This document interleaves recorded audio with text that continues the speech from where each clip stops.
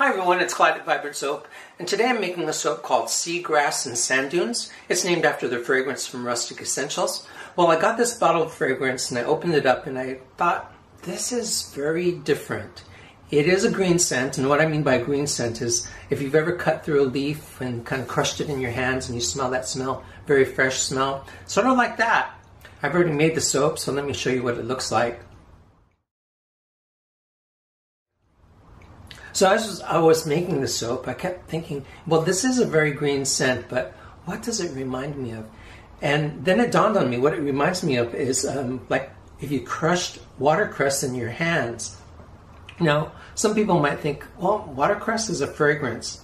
But if you think about it, it's kind of like a spicy, peppery note, and yet it has that green note too. So I think a lot of people will be put off by the scent out of the bottle, but after it goes through saponification, I think you'd be a little surprised. It's got that spicy quality to it, probably lending itself more to masculine scent, but if you think about it, it's seaside type of scent. It's usually a unisex scent, so maybe everyone will like that. So let me show you how I colored the soap, how I went through the thinking of it.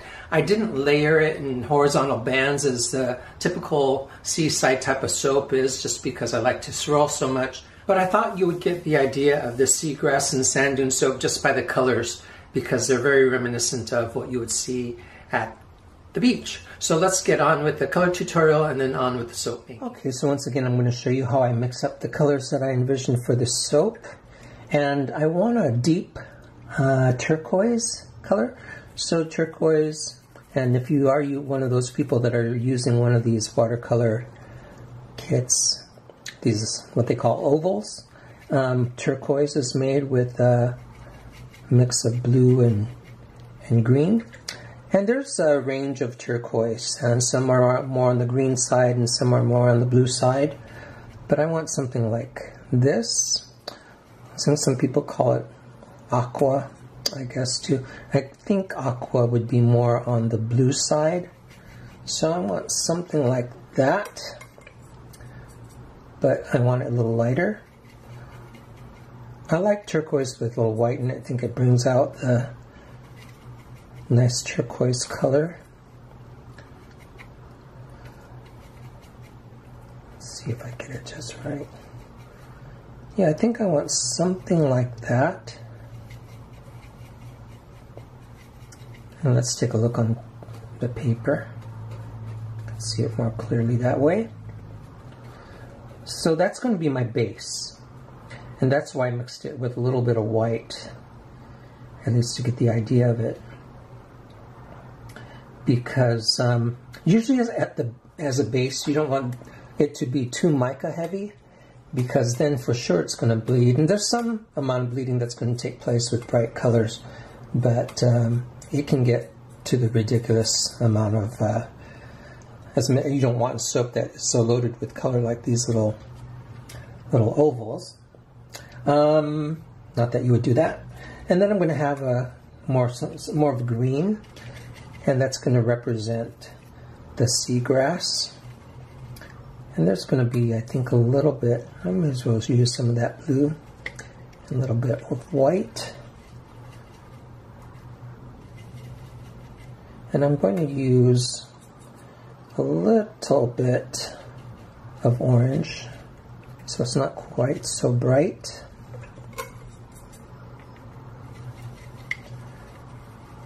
Something a bit like that. So I want it a little lighter than the turquoise. Just think that would look nice together. And I can visually check that. Really like those colors like that.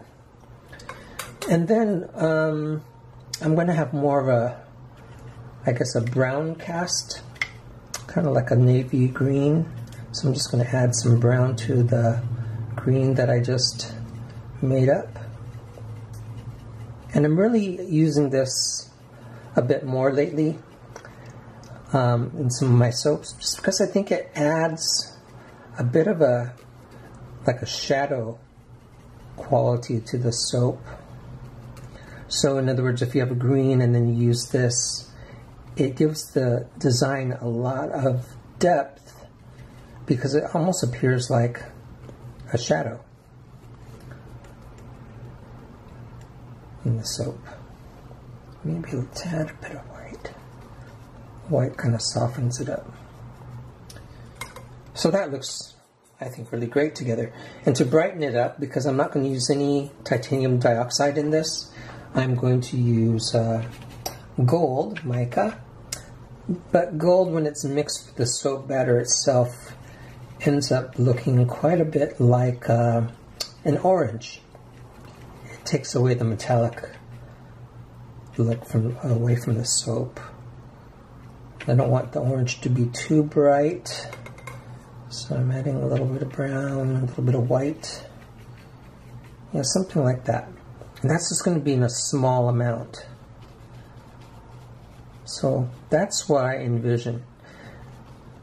Okay, now I'll tell you why I soften these soaps by making them a little more brown. And I mean, don't you want your soaps to look really bright and cheerful? Well, I'm going to show you the version of this if you didn't alter the colors somewhat. Let's kind of make them more pure. And this is like a turquoise right down here, but notice that it's a beautiful color, but I think the white allows you to actually see the color a bit more. And if I just use the green, we'd have something like that, which is a completely nice color scheme, but it's very different than the quality of this color scheme up here. So it's really what you want. If you want that, go ahead with that. What I'm trying to do is do something a little bit more unique that's not quite right out of the bottle or right out of the mica powder, and showing you how you can alter the colors to make them kind of hold together a little bit more and to not look like everyone else used the micas right out of the bottle. So that's the color scheme, and we're making seagrass and sand dune soap. So let's take a look at the micas I'm going to use. This is Caribbean Kiss mica. These are all Rustic Essentials colors. This is Enchanted Forest mica. It looks like a green with a golden sheen to it. And it's a deep green, like a forest green, as it says. And then this gold is my Sparkling Gold mica. Love that also. It's not going to come across as gold per se in the soap. As a drizzle it would, but inside the soap it'll be like a yellow-orange. And then this is my base color. It's a blue. It's called Almost Ice mica, and I have more of that because that's going to be the base, and the majority of the soap is going to be colored with that. So let me get my soap batter ready, and we'll be back to mix this with the soap. I'm going to speed up through this part, but I'll let you see what I'm up to. It's just going to be fast.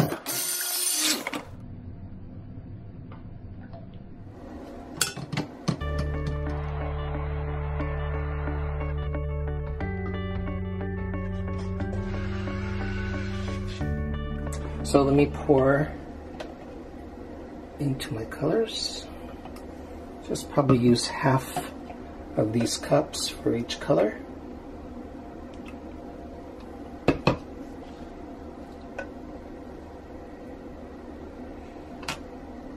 So the gold represents the sand dunes. Actually, the rest of this is going to have my Almost Ice mica. It's a great, beautiful, clear blue.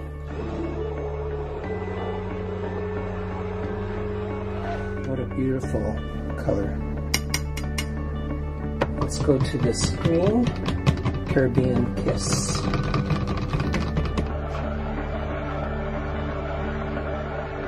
This is my Enchanted Forest. And here's the gold, Sparkling Gold mica. This fragrance is behaving well. So here is my mold think what I'm going to do is an alternate pour until everything's gone, and then use a chopstick swirl. So this is the majority of my color, so this is going to get poured between a lot of the colors. Most contrast would be this gold.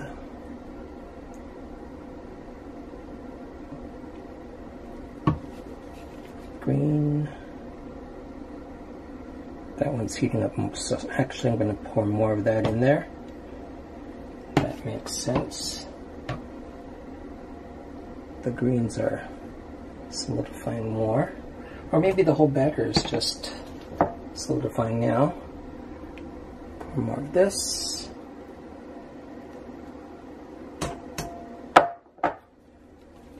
Gold. Colors look great together.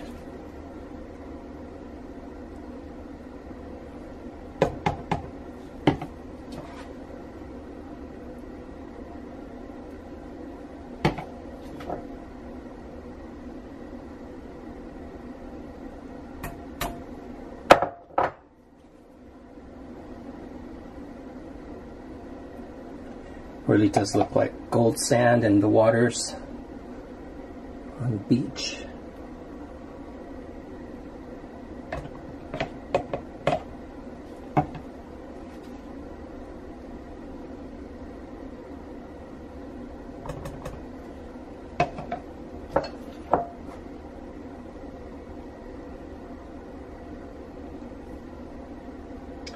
Okay. It's a chopstick, and then I'm going to use the rest for the top. Look at that color.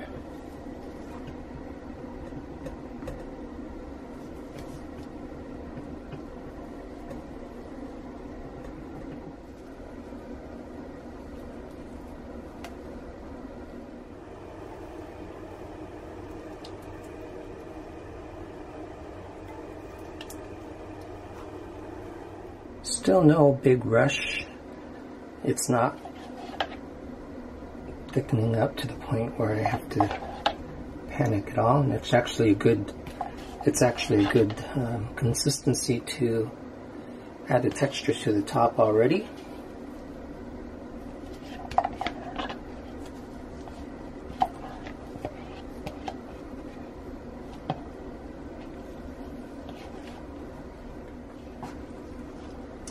Actually, I'm going to change my mind. I think I'm going to use the rest of this blue for the other side, and then have little spots of gold.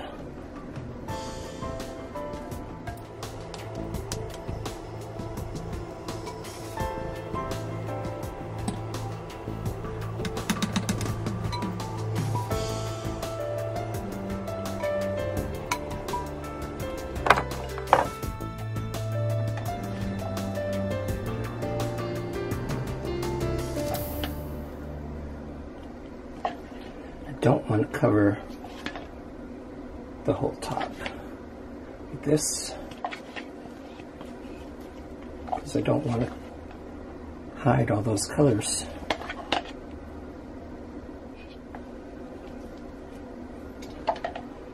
Alright, let's pound that down, and all the colors are showing, so that's what I want.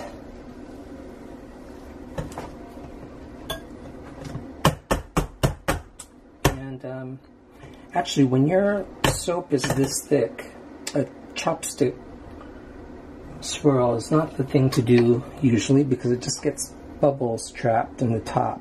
So I'm going to use a spoon, and since this has an ocean theme to it, I'm going to make little waves. Funny how we change our plans on the spot. Now this is really solidifying pretty quickly, but I got everything in, so I'm not worried about it.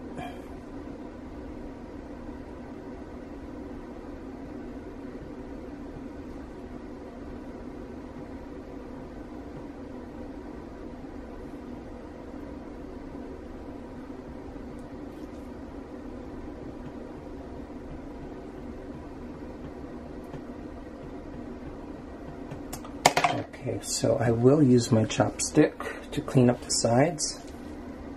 It just cuts nicer and neater that way.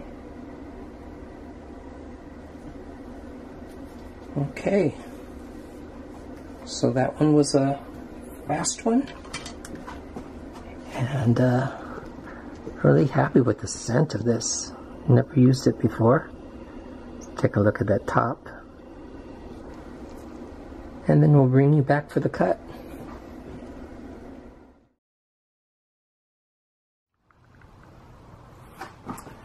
Let's see how this came out.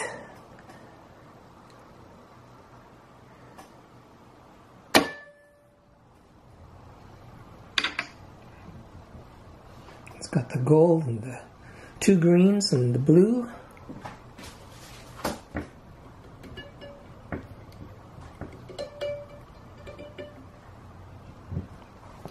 I let this cure for a couple of days so it's a little harder. And those stripes are nice.